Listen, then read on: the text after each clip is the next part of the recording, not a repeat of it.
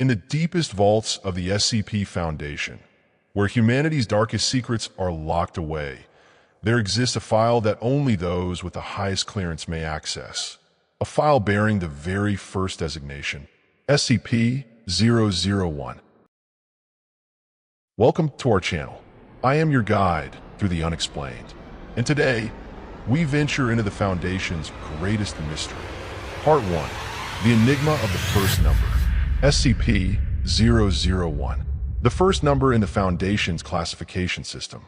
Logic would dictate this should be the very first anomalous entity discovered and contained.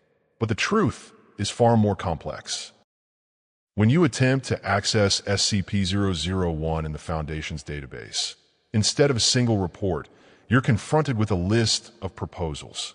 Each proposal claims to be the true SCP-001. Each has compelling evidence. Each is terrifying in its own unique way. But why?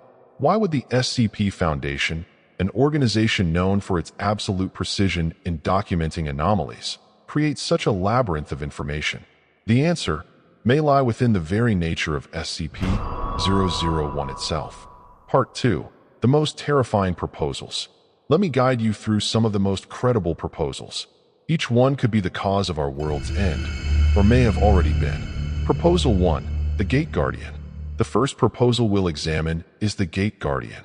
Picture, if you will, a colossal entity standing 700 meters tall, bearing the form of an angel with massive wings and a flaming sword held high. This entity is believed to be guarding the gates of Eden. Yes, the biblical Garden of Eden. It has stood there for millennia, preventing humanity from returning to our lost paradise. Anyone who dares approach within 1 kilometer of the Gate Guardian is instantly incinerated by its flaming blade. No exceptions, no mercy, only death. But the most terrifying aspect isn't its power, it's the implication of its existence. If the Gate Guardian is real, then everything we thought we knew about human history is merely the tip of an iceberg. Proposal 2. When Day Breaks. The second proposal presents perhaps the most horrific apocalyptic scenario imaginable. When day breaks. In this scenario, sunlight itself becomes the most dangerous thing on Earth.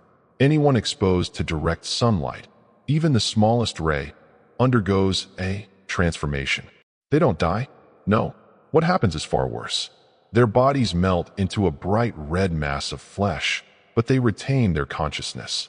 They can still speak, still feel, and they feel happy. Terrifyingly happy.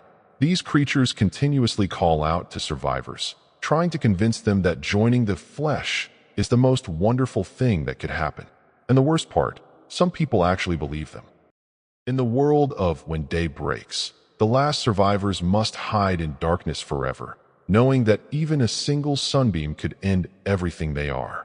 This proposal connects to several other SCPs in disturbing ways.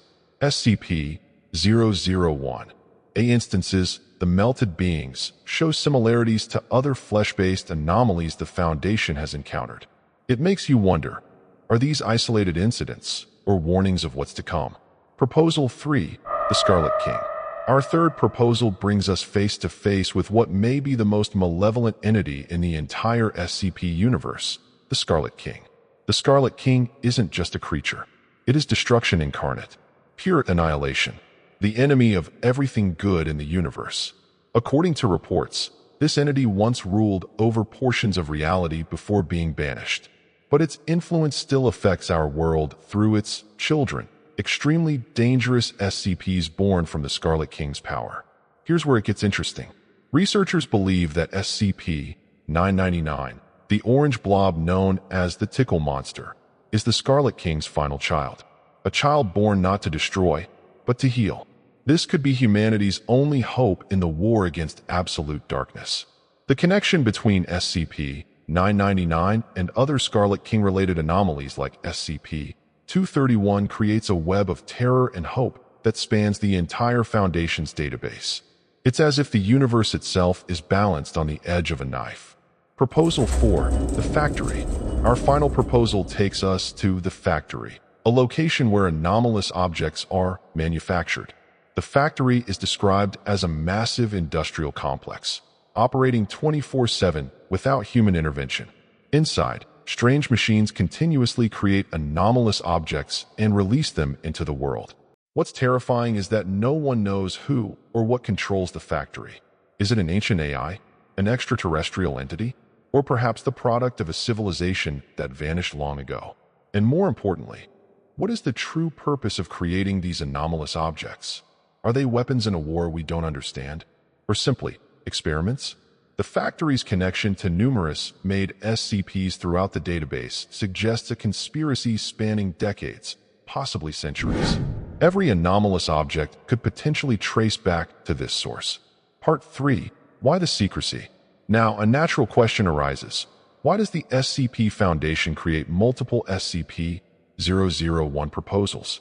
Why not simply reveal the truth? There are several theories about this. Theory 1. All proposals are real. SCP-001 isn't a single entity, but an event. The first event that destabilized reality. Everything we see today is merely the consequence of that event. Theory 2. SCP-001 is so dangerous that merely knowing of its existence could cause catastrophe. Therefore, the Foundation creates multiple false proposals to hide the truth. Theory 3. SCP-001 doesn't actually exist. The entire proposal system is a psychological experiment to see how humans react when faced with contradictory information. But perhaps the most terrifying theory is this. We're living in a world where SCP-001 was activated long ago, and everything we think is normal is simply how the new reality operates. Part 4. Connections throughout the Foundation.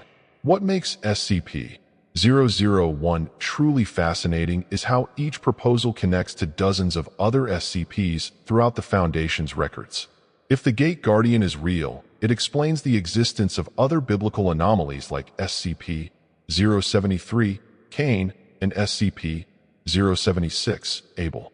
These aren't isolated incidents. They're part of a larger biblical apocalypse narrative. When Day Breaks connects to flesh-based SCPs and reality-bending entities that could trigger such an event. The factory explains the origin of manufactured anomalies that otherwise seem impossible to create naturally. It's as if SCP-001 is the keystone. Remove it, and the entire structure of anomalous reality collapses. Or perhaps it's the foundation stone, and everything else is built upon it. Part 5. Real-world warning. If you're listening to this, I need you to pay attention. While the SCP Foundation exists only in fiction, there are signs in the real world that should make you cautious. If you encounter phenomena that cannot be explained by modern science, objects with unusual properties or that cause hallucinations, people or creatures with extremely abnormal behavior, areas that everyone avoids without clear explanation, sudden changes in sunlight quality or behavior, industrial complexes operating without visible human presence. Trust your instincts. Sometimes curiosity can lead us to places we shouldn't go. And remember, there are things in this world that are better left in the shadows. Part 6. The endless question. So what is SCP-001 really? Is it the Gate Guardian standing watch over our lost paradise? The apocalyptic scenario of when day breaks? Perhaps the Scarlet King subtly infiltrating our reality? Or the factory silently manufacturing new mysteries each day? Maybe the answer isn't as important as the question itself, because SCP-001 isn't just a number in a file. It represents humanity's most fundamental fear, the fear of the unknown, the fear that there are things in this universe beyond our comprehension. But here's a question that will haunt you. What if SCP-001 isn't the first anomaly the Foundation discovered, but the first anomaly that discovered the Foundation? What if everything we know about the SCP Foundation's history is backwards? Think about it. An organization that claims to secure, contain, protect, but what if they're actually securing anomalies for something else? What if containment isn't about protecting us, but about collecting us? Part 7. Diving deeper. If you want to explore the other SCP-001 proposals that we didn't cover today, I encourage you to visit the SCP Wiki. There, you'll find detailed information about each proposal, including the Broken God, the World's Gone Beautiful, and the Locke. But prepare yourself, some stories may cost you sleep. The beauty of SCP-001 lies not in finding the correct answer, but in understanding that some mysteries are meant to remain unsolved. The moment we definitively know what SCP-001 is, perhaps that's the moment it stops being what makes the SCP Foundation truly terrifying. Part 8. The Next Mystery. In our next video, we'll venture into something different. SCP-002. They call it the living room. A place where furniture isn't just furniture, and sitting down might be the last thing you ever do. Some say it's connected to the factory. Others believe it's a feeding ground for something far worse. But one thing is certain. Once you enter SCP-002, the only way you leave is as part of the furniture itself. Subscribe to join us as we uncover more dark secrets of the SCP Foundation. And remember, in the world of SCP, even the most innocent-looking things can hide deadly dangers. SCP-001, the first mystery, and perhaps the last mystery humanity